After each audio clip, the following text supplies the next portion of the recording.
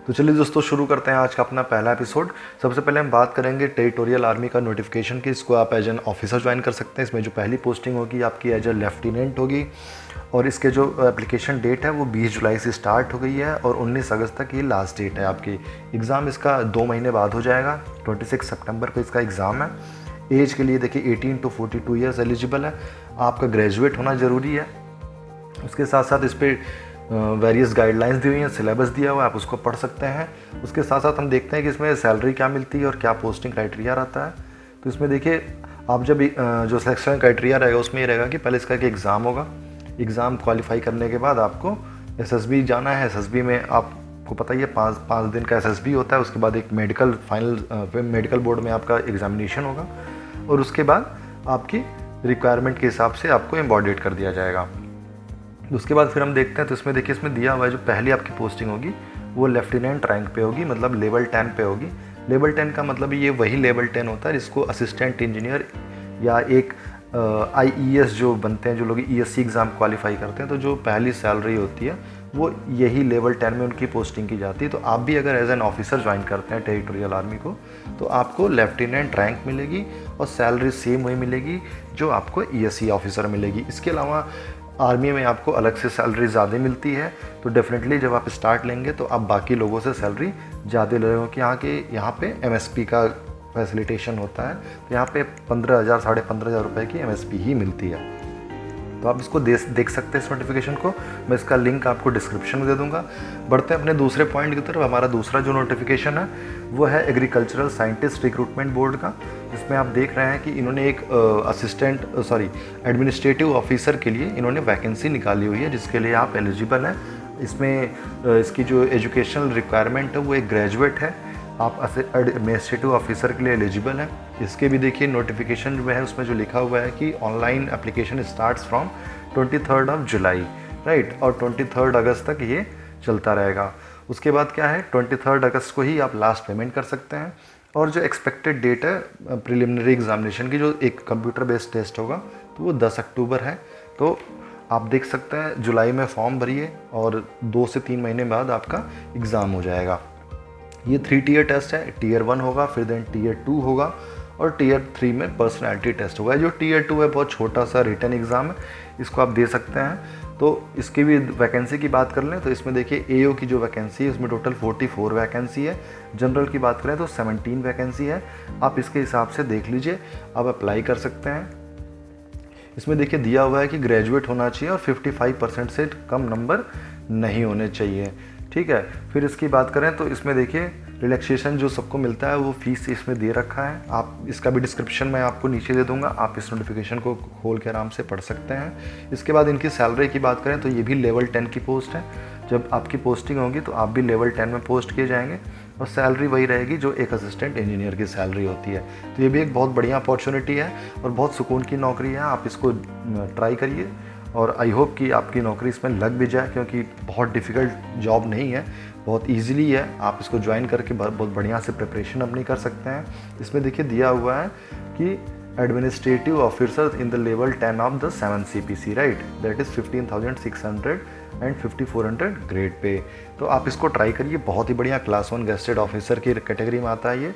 तो आप इसको ज़रूर ट्राई करिए, बिल्कुल सेम पे है और आपको इसके लिए जाना चाहिए। देखिए जो सबसे बेस्ट अपॉर्चुनिटीज़ मार्केट में, ओपन मार्केट में जो अवेलेबल है, आपको उसके लिए जाना चाहिए।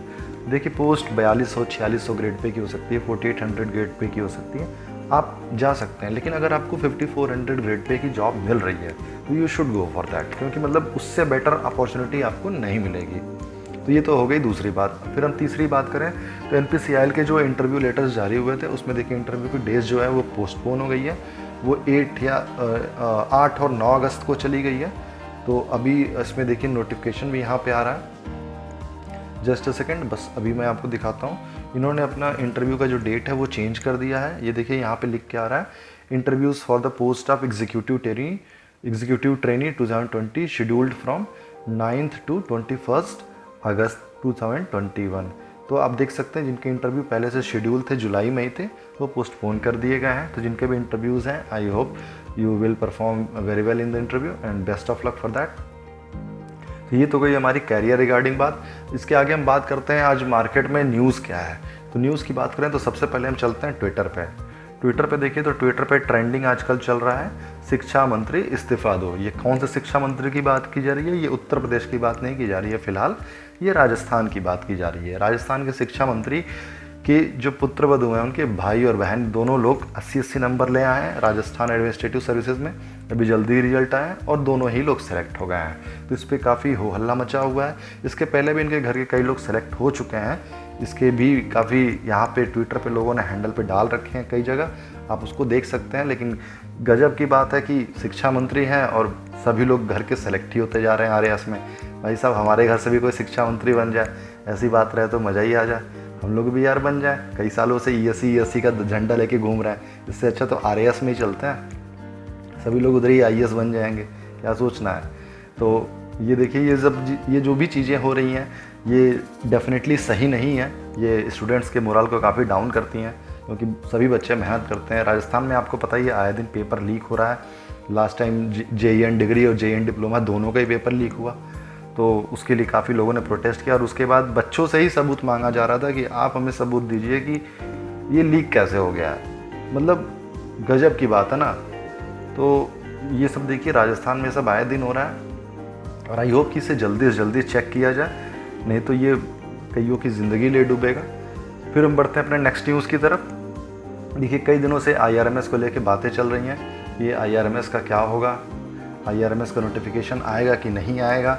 बट ऐसा अभी तक तो कुछ भी गवर्नमेंट ने कुछ भी सिग्नल नहीं दिया है कि वो रिलीज़ करने वाले हैं आईआरएमएस का नोटिफिकेशन। तो हम देखते हैं एक बार आईआरएमएस के नोटिफिकेशन के रिगार्डिंग क्या चल रहा है। Just a minute.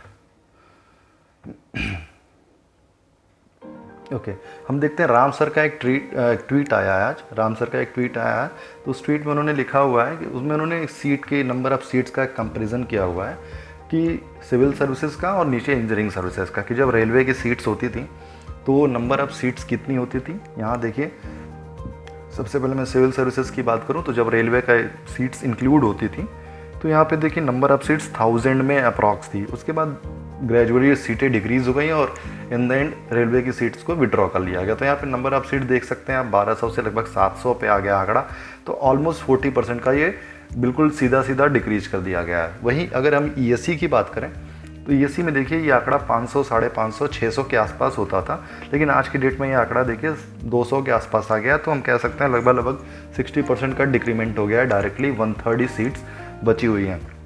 देखिए, इसके लिए सभी इंजीनियर्स को एक साथ आना पड़ेगा, सबको कुछ मेहनत भी करनी पड़ेगी, ना ही सिर्फ सोशल मीडिया पे, हो सकता है ग्राउंड पे भी चलना पड़ेगा। लेकिन जब तक आप एक साथ नहीं आएंगे तब तक ये आईआरएमएस का नोटिफिकेशन नहीं आने वाला है, क्योंकि इनको इंजीनियर्स के फ्यूचर की चिंता बिल्कुल भी नहीं है। इन्हें सिर्फ पड़ी है अपने असिस्टेंट की, इनके लिए ऑफिस में क्लर्क हो, बट देश में इंजीनियर कैसे हों, कब रहेंगे कि नहीं रहेंगे कि कोई गारंटी नहीं। आप किसी भी स्टेट में आप देखेंगे, सभी स्टेट में मोस्टली सीटें खाली चल रही हैं। जितने भी इंजीनियर्स पोस्ट हैं, बहुत ही रेयर होगा कि 50% से ज़्यादा सीटें भरी होंगी। तो मोस्टली सीटें खाली चल रही हैं और कोई भी वैकेंसी नहीं निकाल रहा है। तो सभी लोग काफ़ी डिप्रेस भी चल रहे हैं। गेट में भी आप देख रहे हैं प्राइवेटाइजेशन चलते, पीएसयूज़ में सीटें कम होती जा रही हैं। तो इन सब के लिए हम सभी लोग को एक साथ मिल के आना पड़ेगा, सबको एक साथ फाइट करनी पड़ेगी, तब जाके ये सब चीज़ें सुधरेंगी। जैसे बाकी लोग होते हैं, बाकी लोग देखिए पहुंच जाते हैं कहीं भी धरना देने के लिए, लोग एक साथ फाइट करते हैं, कंट्रीब्यूट करते हैं। बट इंजीनियर्स में ऐसा कुछ भी नहीं है। लोग ट्विटर पे भी अगर ट्रेंड करने के लिए आप कह दोगे कि ट्विटर पे भी आइए, आप कुछ ट्वीट करिए, तो उसमें भी आई थिंक हम 2nd, 3rd या 4th रैंक तक ही रह जाते हैं, कभी टॉप में नहीं पहुंच पाते हैं। बहुत मुश्किल होता है कि कुछ मिनट के लिए हम या किसी एक घंटे में टॉप में आ गए, अदरवाइज़ नहीं रहते हैं। तो यही सब चीज़ें हैं। तो आज के इस एपिसोड में हमने इतना ही देखा, कुछ वैकेंसीज़ के बारे में देखा, कुछ न्यूज़ के बारे में देखा। फिर ऐसे ही कुछ नई न्यूज़ और नई वैकेंसीज़ को लेके मिलेंगे फिर नेक्स्ट एपिसोड में। तब तक के लिए धन्यवाद।